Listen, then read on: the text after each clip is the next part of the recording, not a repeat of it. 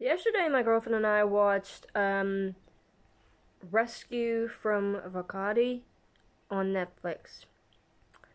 And the question that kept popping up in my mind was, why do they not have an action plan in case this volcano erupts?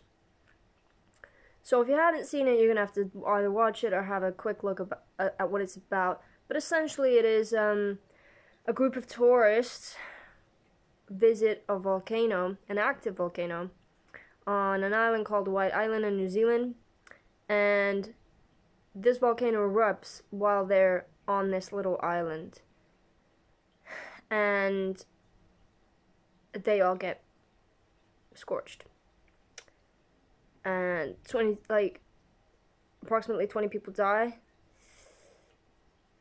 And I don't want to give away any details if you're gonna watch it, but it's not like it's like a cool story plot or something that is like super exciting.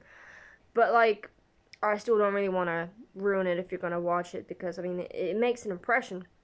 So the thing is that I just kept thinking, they know it's an active volcano. They know that they do regular tours there, and at some point they're gonna be caught out. Why is there not a safety plan in the event that this thing starts to pop rocks, which essentially it did? I just couldn't believe it, like how irresponsible people are. These are the kind of things that make me not trust people. It's very naive to just think things are always going to be okay. I mean, in the end, there was two statements that for me hit home with regards to what I was thinking the entire way. There was one of the tourists who said, look, the leaflet made it sound exciting and not dangerous. Like, I would just like to be well informed, at least, before I make a choice. I'm not saying that you should stop living your life or whatever, which to me is, like, completely unnecessary for me to visit a volcano as a part of my, like, bucket list of things I want to do in my life, or things that I, like, will regret not doing. Because it's just basically a rocky landscape that potentially could get you brutally and painfully killed. But other than that, I'm happy to just look at a video or a picture.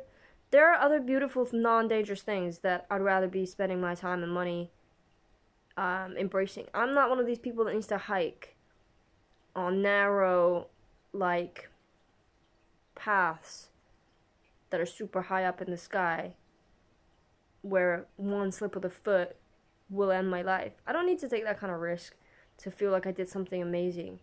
And I don't really feel like that accomplishes anything in terms of contributing to the world in a massive way. It's such a waste of energy. In fact, I'm like insulted. I find it such a waste of life, such a lack of appreciation for one's life, that the principle honor thyself is very important to me. I feel like honoring your life, which was given to you as a gift. And people have all these different kinds of philosophies around. For instance, like, people get angry with the concept of suicide because they feel like someone is selfish to take their life. How selfish is it to not appreciate your life, that, like, you're healthy, you're happy, you have everything, and you just decide to just F it up by doing something really stupid and unnecessary? Like, what are you really trying to prove? I find it insulting, I find it offensive, and I find it extremely ignorant and silly. Like, and I know that a lot of people love adventure and all. I love adventure, but I mean, like, you gotta be really, really. And I know that, again, it's like your life. You can do what you want with it. If you want to throw yourself off a cliff, which literally these people basically do, then it is your life. I'm definitely not someone who thinks like suicide is selfish. I understand the perspective, but as somebody who has had suicidal tendencies and depression most of my life, I have empathy for the fact that someone can be in so much pain that they want the pain to stop. But if people are, like, doing these adventurous things because they're happy and they want to, like, they're full of life, spend that energy doing something that makes the world a better place, not that risks your life and just, I don't know, gives you some type of, like, ego boost or something. And the fact that you have to film it and show it off. People do all kinds of crazy things as well on Instagram that are super dangerous and are, like, super tense to watch. So, yeah, I'm not a fan of, like, in a lot of other countries where people don't have even the safety procedures or, like, the civilized kind of like socially accepted structures that even in America or UK, Europe, there are some countries like in the Middle East that I've seen online where they do like stupid stunts, really stupid stunts, and just risk their lives. For them, it's like they're using their life to really prove, like, to really live it to the fullest, or like to prove how macho they are, or to prove how brave they are, and that has a lot of meaning for them. That, and for them, gives them some kind of honor, but for me, it's like really stupid and foolish, and really, really depreciates the value of life to waste it doing something that is supposedly brave, but doesn't actually help anybody. You're not rescuing anybody, you just showing off, essentially. It's such a waste of life. So it pisses me off that there's a culture of doing these kinds of things.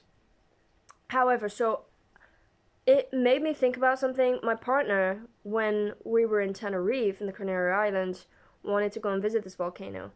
And one thing that struck me as well is that there were two guys on this documentary saying, oh, we saw black clouds of smoke coming out of the volcano, and we took out our phones to start taking pictures.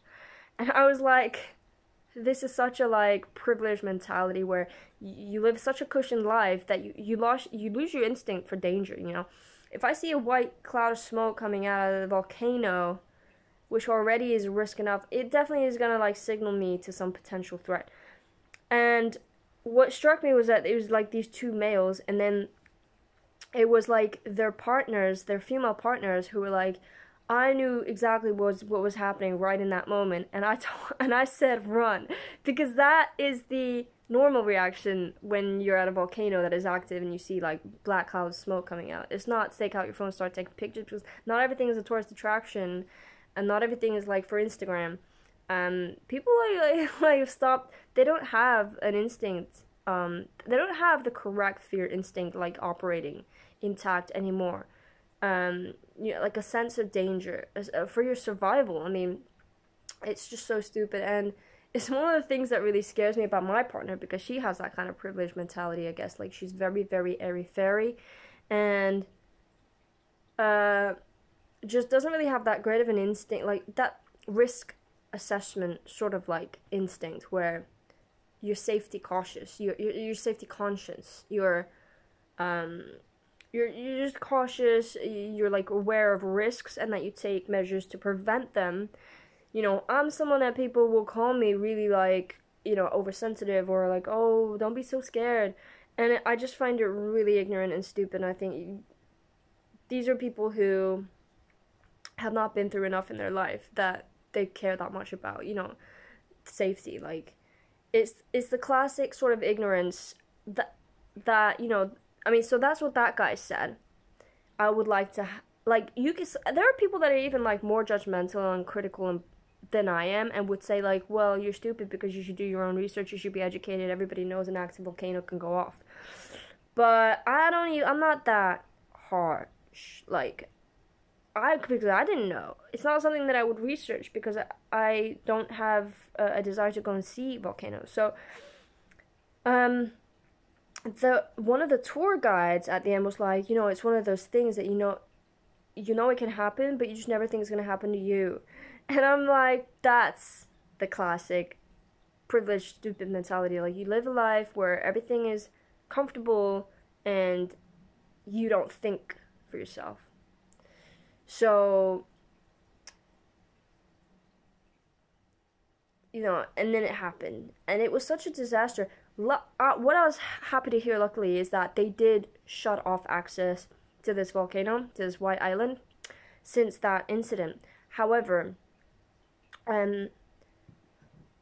personally, if I want to be really flexible, I also don't think that you need to shut off access or stop the tour guides. You just need to be aware enough and have safety procedures ready. So you need to have enough boats, enough transportation.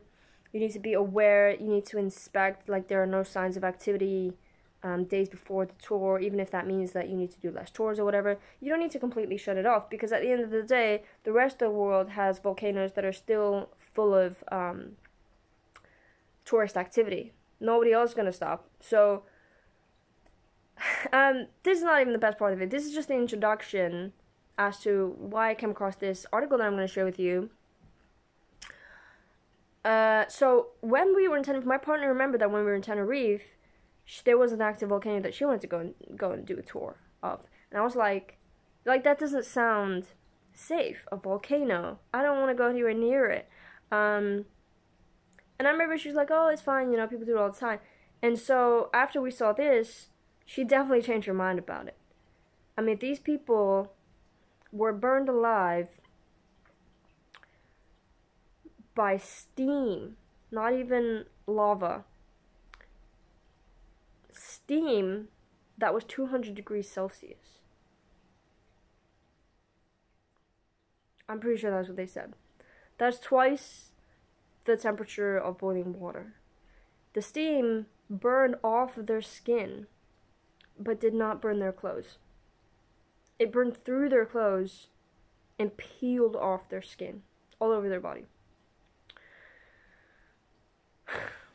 It was like so horrific to watch and hear that it's like unfathomable. It's unimaginable pain that even as a person, I'm gonna say it, as an empath. I was an empath before it was a trend. So as an empath and as an empathetic person, I have this like compulsive need to try to put myself in other people's shoes, and sometimes it's like so difficult to stop myself because, you know, it's something that would give me PTSD, just trying to like process and understand what they went through in order to have like the full empathy for those people, and I just couldn't let myself go through that. But it's something I kind of do as a default like habit. I try and like genuinely experience what someone else experienced, but like as much as is possible in my mind, just try to really put myself in their shoes. What would that feel like? Imagine it.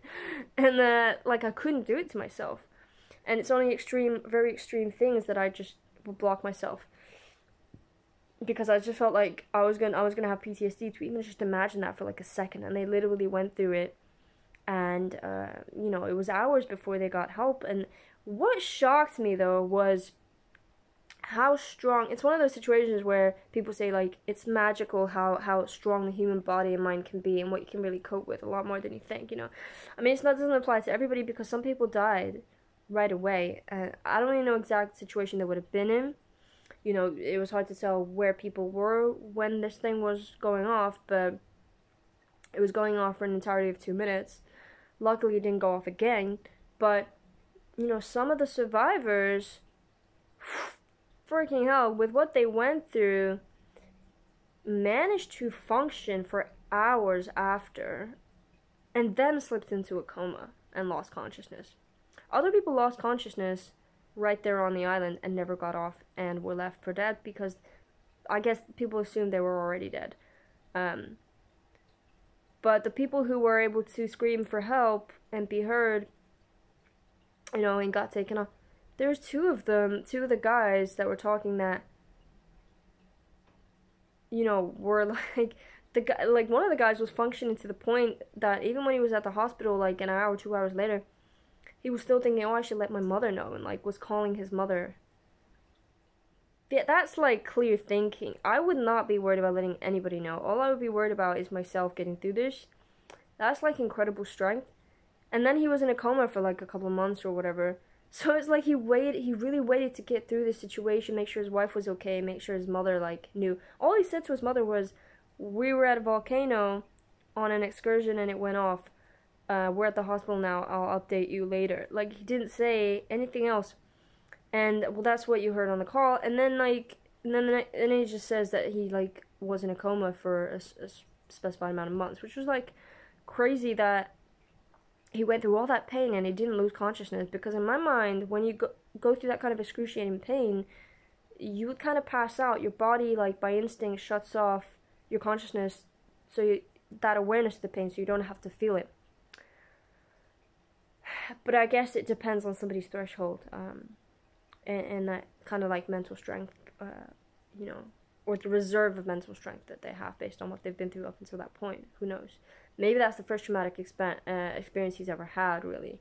I can't say, like, he's stronger than anyone else. His circumstance could be different. It could be, you know, motivation. It could be the fact that up until that point he's had a really great life. And, you know, but it just was really amazing. Now, so because of this thing in Tenerife where my partner wanted to go to this thing, luckily we ended up not going. I mean, it's not like particularly something would have happened at that time, but we just didn't end up not going. And so then I was looking it up. She told me to look up this volcano in Tenerife. And so I came across this article, right, talking about how essentially it's not like, I don't know how official this page is, but it's tripspoint.com. And what they say kind of makes sense to me. It doesn't seem like a totally like a total jargon kind of total BS kind of article. But the point is, like, maybe I just wanted to share it with you guys and see what you think about it, because the point of the story is really like what comes at the end. And it says, like, the first headline is killer earthquakes, life-threatening tsunamis, and huge death toll expected when the Tenerife volcano Teide erupts. That's the name of it. So Teide or something, Teide. So essentially, this article is saying 2017 there were 40 earthquakes in a single period of 48 hours. Single 48-hour period. This increase in seismic activity drew the attention of the whole world. So apparently people know about this, right? And then it also says that in 2018 there were more earthquakes, even more of them. And somewhere at the bottom it links a page, which I'll share all the links and stuff. But they essentially say on this page people report where is the page? What's it called? People report what am I trying to say? The earthquakes, because they're keeping an eye on it. So essentially, since 2017 drew this attention to the earthquakes, they've had some scientists from this organization. I'm gonna post this anyway, so you guys can keep an eye on it. They've had some scientists keeping an eye on it to monitor activity, so they can find warning signs for when it's gonna erupt. But essentially, this volcano erupts every 70 to 90 years, it says, and the last time it erupted was in 1909. I've yet to look up what happened at that time, which is, me and my partner were like, we gotta look it up, because that would tell us, like, how likely that this series of events could occur. But it really catches me off guard at how stupid it is, like, so, the conclusion. So, there's a group of, like, volcano experts keeping an eye on it, and also encouraging people on the island, I guess, to report the earthquake. Let me read some of this to you, because the language is, like, really what makes it. What it says is, when this volcano is going to erupt, which it is overdue to do so, it will bring more than just death and destruction to Tenerife. It will cause a chain of events that will spiral out of control, eventually affecting the entire Western world. And it does seem like an exaggeration, but when you read it, it really does make a lot of sense. So, I'm sorry. So, it sits in the northern center of Tenerife, in close proximity to tourist destinations, blah, blah, blah, and towns such as the famed Puerto de la Cruz. This is where we stayed when we went there. The islands themselves sit off the east coast of northern Africa, with no land between them and Spain, the UK, and the US. So these are the countries that are going to be affected if this volcano erupts. And this is not even the biggest volcano in the world. So, what does it say here? Earthquakes will get progressively worse as the eruption progresses.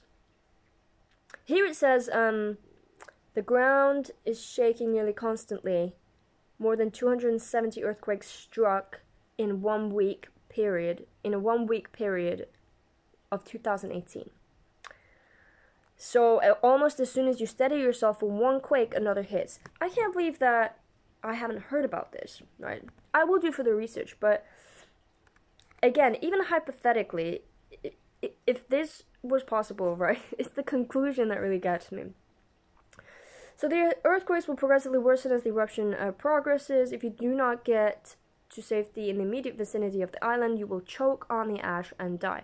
So you're going to be dead, because this cloud, the same way it was described in this documentary, essentially all this ash, it just kind of like makes everything black with soot, with ash, with smoke, and you're going to choke and dead. You're going to be dead before the lava hits you. So that's not that much of a problem.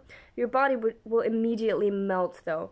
So if you do not remove yourself from the island, you will die. You will be in the potential path of liquid magma with an average temperature of 1,000 degrees Celsius. That lava can do one of two things. It can spill out over the top of the mountain, or it can, and most likely will, explode out of the top of the volcano and shower the whole island in flaming debris. So this island is going to be destroyed for sure. But what it's also saying is that this will cause a chain reaction. I'll explain how, based on what the article says, of a tsunami that is going to drown all the other Cayman Islands. Fires will break out. Firefighters will be too busy trying to control the flow of lava to do anything about them. Homes will burn, people will burn, huge chunks of the island will be thrown into the sea. And that's the thing, the island is going to split because it's going to be essentially burned, parts of it melted, and one professor cited a potential buildup of groundwater leading to landslides in the event of a volcanic eruption. Huge chunks of the island will be thrown into the sea. The whole northwestern side of Tenerife might fall into the sea. The whole northwestern side of Tenerife might fall into the sea. And I think this is what causes... I mean, this is just horrific. I don't need to go into the graphic details of what the article says. I mean, it's like a horror movie. I'd like to believe that this is an exaggeration, and it's not like a scientific perspective. But the fact that they've named the scientific organizations that are monitoring the volcano, and that these earthquakes are factual, and they have like a site where people report them, they're not just making up these figures. I think like it's fair that they use this wording to create some kind of fear, because there should be fear about this. I don't understand how. So the population of Tenerife is 1 million. And they're saying that it would wipe out Tenerife in a matter of seconds, really. In all that panic and devastation, wherever you look, there's dying and blood and screaming and ashes, and that's what it sounded like in the documentary you're watching too. What do you do next? Hide in your hotel? Hope it doesn't get firebombed, that you won't choke on the toxic air like the people of Pompeii did? So that's the thing. My partner was telling me about the earthquake eruption in Pompeii. I don't know that much about it, but essentially I think it destroyed an entire city. If that's the same one she was talking about. My partner was talking about one that's next to Napoli. So Naples in Italy. Next door is a city. It might be this one that she was telling me about. A city where a volcano erupted, destroyed the whole city. So again, this has happened before, and there are active volcanoes all over the world. I don't understand why there's no safety procedures in place. Will you wait to be rescued in absolute futility? You won't be able to get to a boat because the tidal waves will be upward of 100 feet. You won't be able to get on a plane because volcanic ash particles trapped in jet engines turn to glass and bring down the flight. So what do? Unfortunately, we don't have the answer to that one, as that's just for those on the island. The decimation does not stop there. So this is where it says that the whole northwest of Tenerife will fall into the ocean and essentially cause a tsunami. We know that the Teide has been named as a decade volcano. Only one of 16 in the whole world. The term is used to identify volcanoes which merit scientific study and blah blah blah, which merit scientific study and monitoring due to their close proximity to centers of population. The Teide was awarded this horrific honorary by the International Association of Volcanology and Chemistry of the Earth's Interior. So that's a real association, obviously. This title makes it one of the most dangerous volcanoes on the globe, and the effects will be felt in more areas than just Tenerife. It is Earth's third tallest volcano and is known to be active. The last eruption was 1909 from the Santiago Ridge, but the volcano erupts roughly once every 50 to 70 years, so I got that wrong earlier. 50 to 70, making it long overdue. However, a previous recorded eruption in 1706, the Montañas Negras eruption, destroyed whole villages and most of the populated port of Garachico. So again, they know this happens, right? It is estimated that future eruptions of the Tenerife Volcano on Tenerife will result in pyroclastic flow, a terrible mixture of gas, ash, lava, and searing winds all traveling at fantastic speeds. Each of these on their own would be deadly, but combined it won't just cause the people of the island troubles. When that large chunk of land, this is the point, in the northwest does eventually fall into the ocean, and it is only a matter of time before it does, it will send a tsunami of water rippling out to drown the Canary Islands almost completely, and it won't stop going until it hits land. A mammoth mega tsunami, they call it, will strike the east coast US, the eastern UK, Spain, Africa, and drown the Canary Islands. The backlash from this mega tsunami will be horrendous. Waves in a mega tsunami can reach several hundred meters in height. Several hundred meters. With this particular landslide triggering 500 cubic kilometers falling into the water from height. 500 cubic kilometers falling into the water from height. Gaining a speed of about 220 miles per hour as it crashes down. Such figures represent an initial tidal wave of up to 3,000 feet in height. That's like a tidal wave of 3,000 feet in height. We don't stand a chance. So, this water has to go somewhere, and when it does, it will rush there at up to 500 miles per hour. The nearby islands will be simultaneously flooded. I was like very disturbed reading this last night, honestly.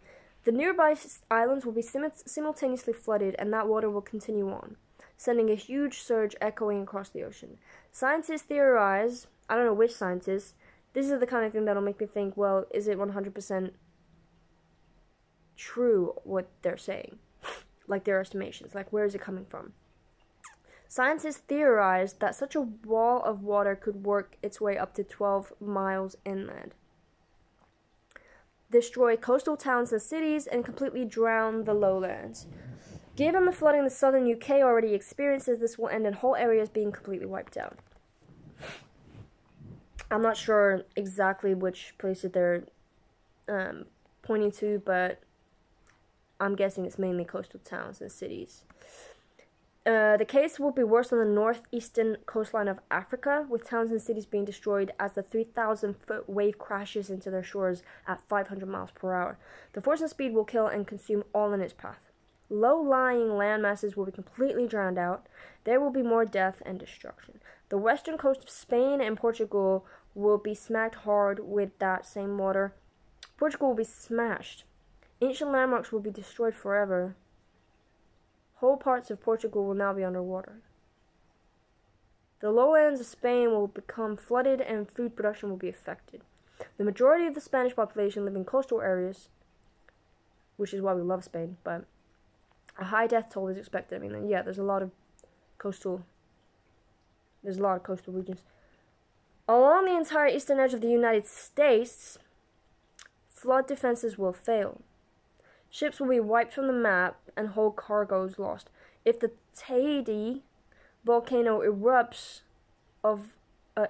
all of these states can expect to be hit by the tidal wave. Okay, so these are, again, I'm gonna post this link below in the description for you to have a look yourself, but here we go. Florida, Georgia, South Carolina, North Carolina, Virginia, Washington, D.C., Maryland, Delaware, New Jersey, New York, Connecticut, Massachusetts, Rhode Island, New Hampshire, Maine. As well as suffering a deadly tsunami triggered by that wall of water, the Bahamas, Cayman Islands, and any other island groups in the Atlantic Ocean will be wiped out. All flights in the region will be grounded and further afield as the ash cloud drifts. Rescue operations will be slow and ungainly because so many will need help. By the time the rest of the world recovers enough to check, we may just find that the Canary Islands are gone entirely. What is being done? So that's the point, right? What is being done to monitor the potential eruption? So to monitor it. I'm glad to hear that they are monitoring, right? Scientists from the National Geographic Institute, were assigned to the area and have been monitoring the volcano to the south side of Tenerife, the Cumbre Vieja,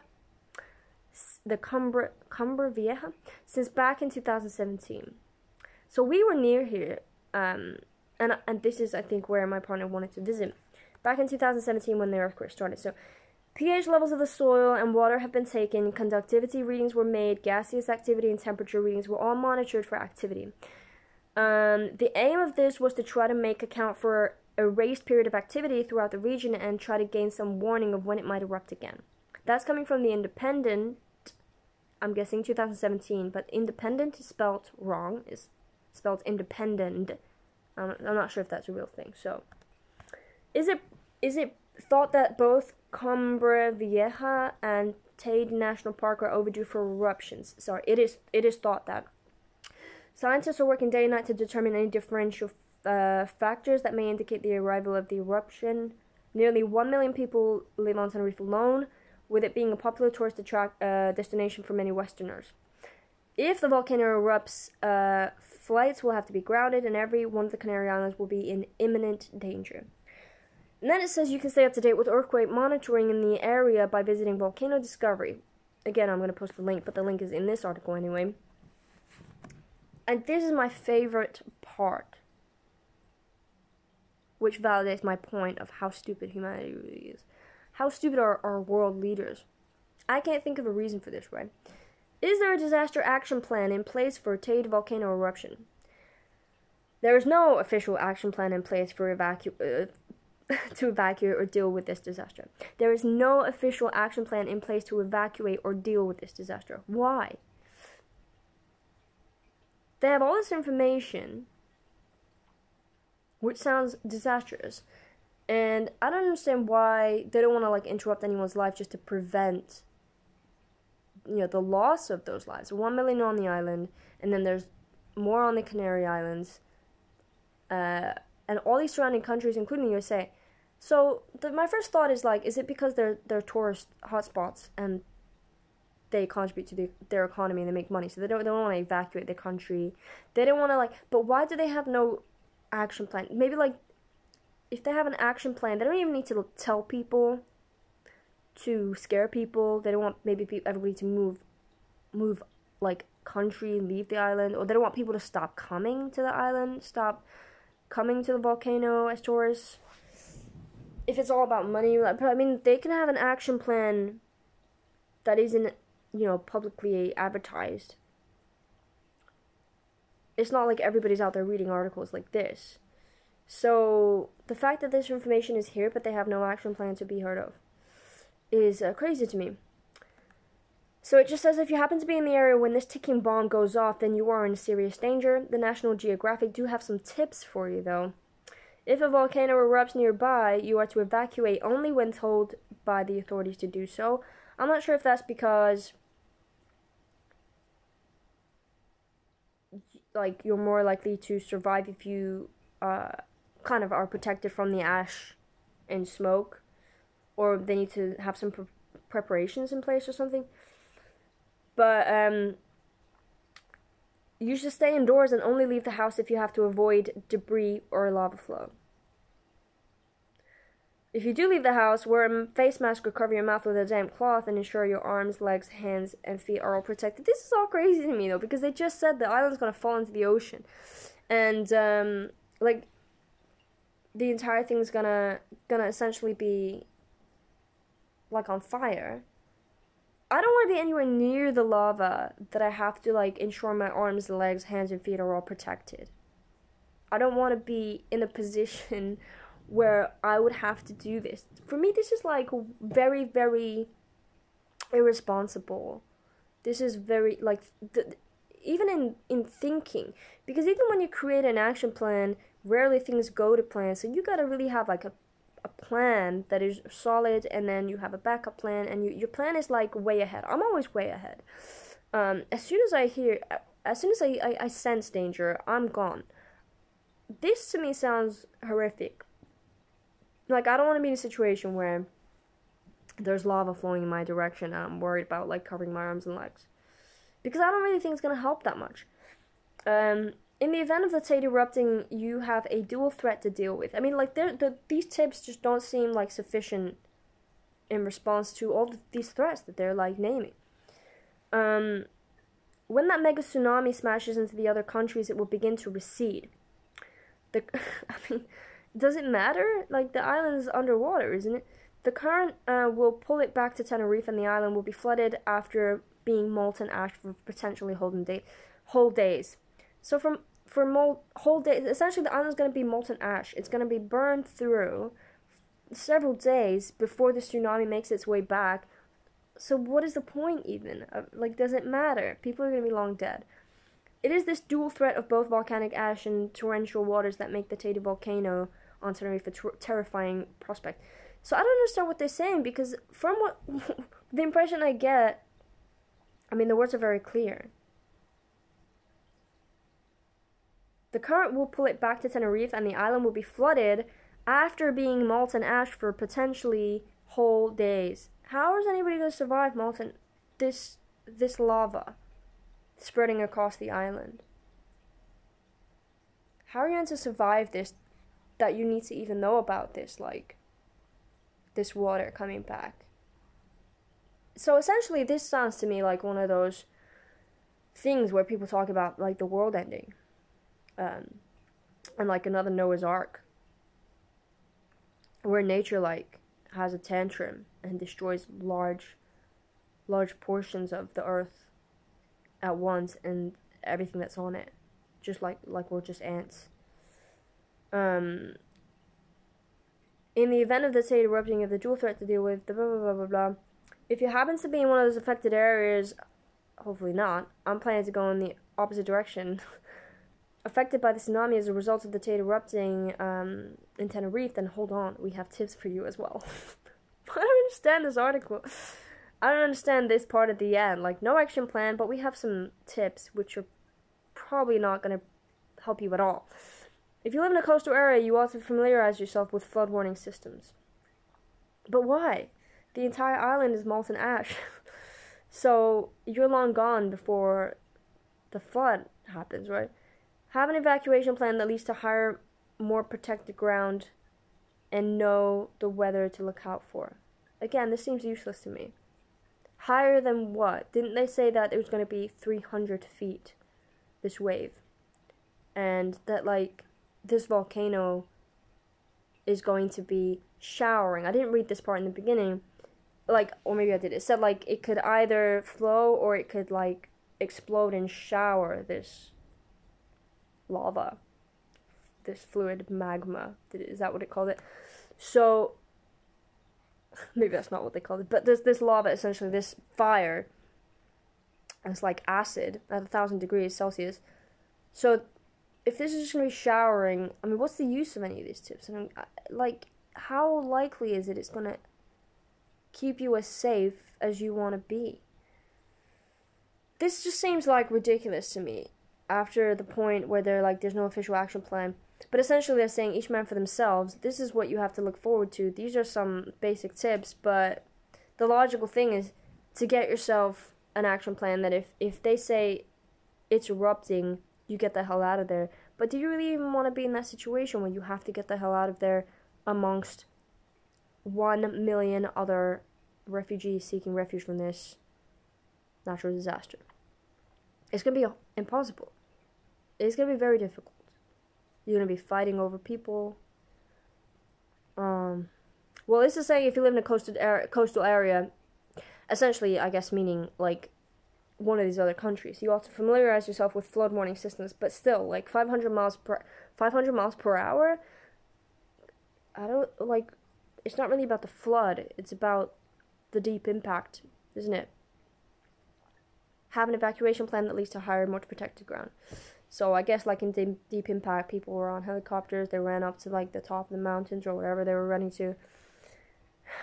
Offshore earthquakes, news of a volcanic eruption in Tenerife, and rapidly increasing and decreasing water levels are all signs that a tsunami could be on the way. That's terrifying. It's very scary. Stay vigilant, stay safe, and don't be scared to enjoy your holiday. That's the final line. Just plan it with caution. There's absolutely no way I'm going back to Tenerife after reading this. And even my partner, who was like, oh, it's probably going to be fine, when we were there, thinking about this volcano before she watched this horrific documentary, even she was like, there's no way we're going back there now. So, me, as an anxious person, like, I consider it intelligent to want to stay as far away from danger as possible, because if it's danger you don't have to face, then why would you? Like these women on the documentary that were like, I knew straight away what was happening, I had this bad feeling, I had this anxiety. I was like, that's women's intuition, I guess. And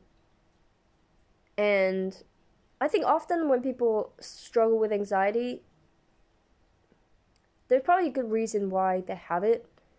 And at least you can trust them when it comes to like picking up early warning signs of threat or danger, because they're not like so oblivious that they just don't think about it. So this is like tripspoint.com, travel news, killer tsunamis, and all the links will be in the description. I really just wanted to, like, the fact that I didn't know about this, I'm guessing a lot of people don't. I'm guessing that only people in Tenerife know about these earthquakes. But I'm just, like, it's something that shocks me when world leaders don't really lead very well. When safety is not appreciated,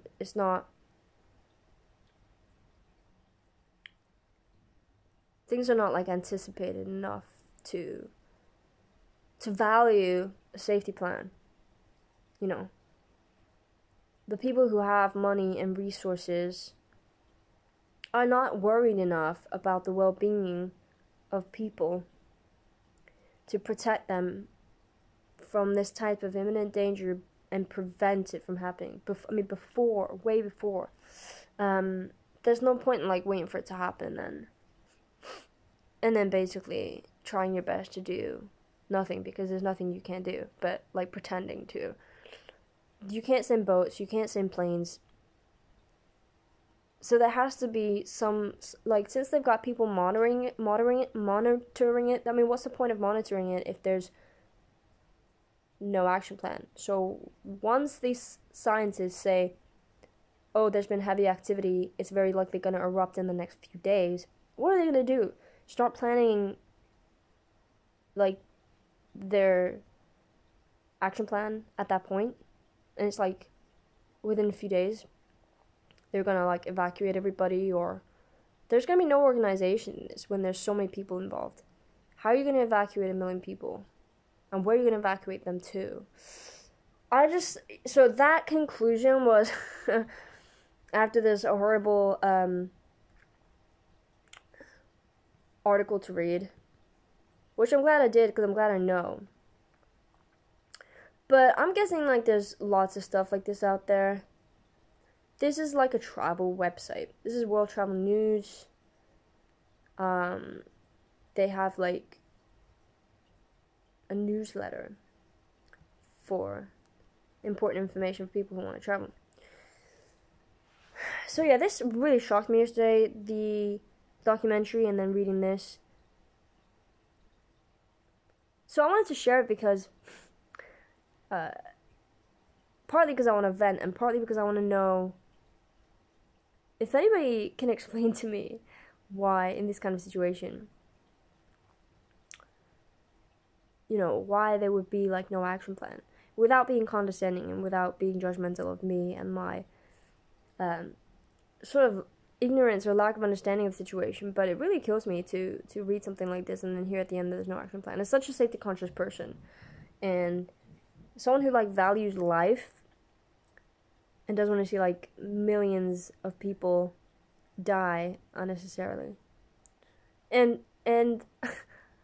I can only imagine there's going to be, like, a limited amount of responses to this. There's going to be people who say, well, that's life. If you die, you die. You know, it's nature. You can't stop it. Or, like, you can't stop your life, or, like, all that kind of stuff. But maybe there's some logical reason why, other than just that they don't care about us. There's maybe some logical reason why there's no real systems in place for natural disasters.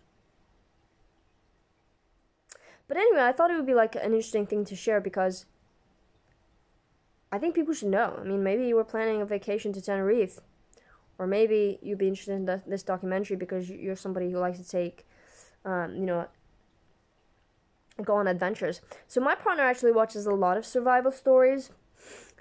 And a lot of them to me are stupid right from the beginning because I would never be doing the things these people are doing in the first place. But like people do really silly things. And I think that, I mean, my partner's an Aries. That's why she loves survival stories. Because it's the survival element, not all the pain and horror that they go through. But I can't watch it because I can't stand all the pain and horror they go through. Like, and it's always like people going hiking, people not being prepared, people doing something really stupid. Maybe going off into areas that they were told not to go off into. You know, not telling anybody when they go on like these hikes. They're like across the entire country and they don't tell anyone where they are. And they're not prepared. And then something like messes up and then they're effed essentially. So it also is very frustrating for me to watch these stories because I'm like, why did you do this in the first place? Why did you leave your bag and chase after your dog, you know? Why did you split up from the tour group? Why did you not tell anybody where you were? Why did you not take this or that, you know, all the survival gear you should take with you if you're going to go out by yourself, you know? And a lot of these people, they're not trained and they're not even experienced. Like, some of them are. Some of them have been doing a lot of, you know, hiking or being out in nature. But one day, they take a risk on something or they do something different and everything could be the end of it. But yeah, I thought it was an interesting article. I wanted to share it because, like, I just couldn't believe that what I was reading, really. But yeah, that's my video for today. And I will see you in the next one. If there's any more interesting news to share, I will be doing so. Thanks for watching.